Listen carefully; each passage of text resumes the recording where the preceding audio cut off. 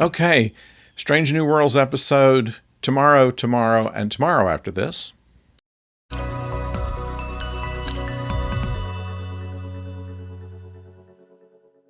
Hello out there, I'm the oldest nerd. And in this episode, this is an episode that is very much about La'an Noonien Singh.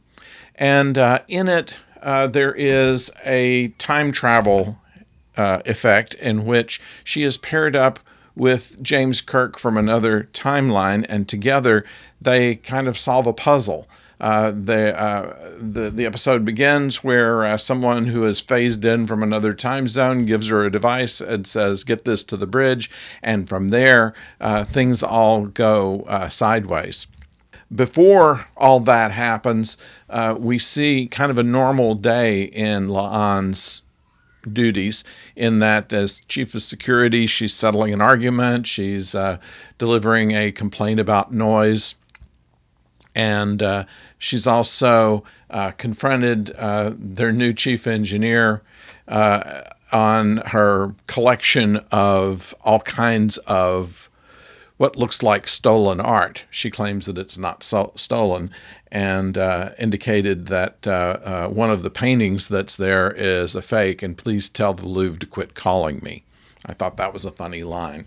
But they do go back in time to 21st century Toronto. This is one of the few times that Toronto has ever been put on film, indicating Toronto instead of a stand-in for New York or Chicago or any other big city that they wanted to film and just add some special effects to make it look more like an American city. They filmed the entire series in Canada, and they do so because of tax advantages and things like that, but rarely. And other shows have done that too. X-Files comes to mind. It was filmed in Canada, and it is. And they say the reason they do that is because there are locations in Canada that look like just about every place in the U.S. And I don't disagree with that. But it's kind of nice that they actually used Toronto to stand for Toronto this time.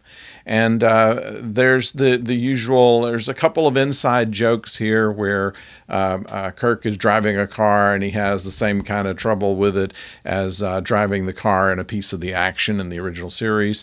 There is also a confusion about her name, La'an Noonien Singh. And she says, no, it's Noonien Singh. So a little intentional mess up there for our purposes of understanding the difference between the Singhs and the Soongs. The time travel is one of those kind of parallel universe things, the what if thing, which is what gives some interest to the episode, is to what is it that would happen that would cause the space service not to be Starfleet, and that it would only be an Earth-based rather than an interplanetary-based system like the Federation is.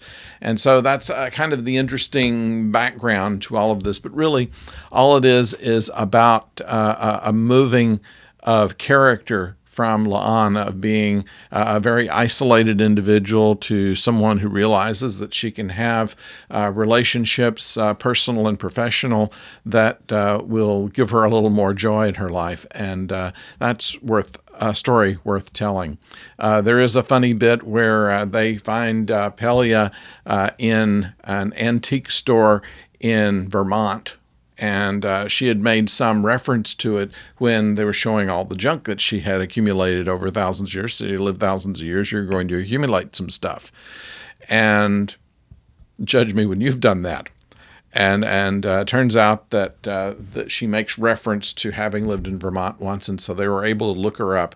And it didn't go as easily as they thought. What they expected is not what they got. However, she was able to help them after all. And there are a few other little moments in there that I won't give away that were interesting and clever. It showed that Kirk not only was an incredibly charming individual, but also a very smart guy. And he was able to, for instance, play regular chess as in the level of a chess master, for instance, and things like that made it kind of interesting. Location shoots are not often happening on science fiction shows, and so it was interesting to see them into the real world and how they reacted to it. It's the fish out of water thing that's always just a little bit more interesting. So with that, I recommend this episode, and I'd like to hear what you think about it. Please put it in the comments below, and don't forget to subscribe, and then also click the like button if you will.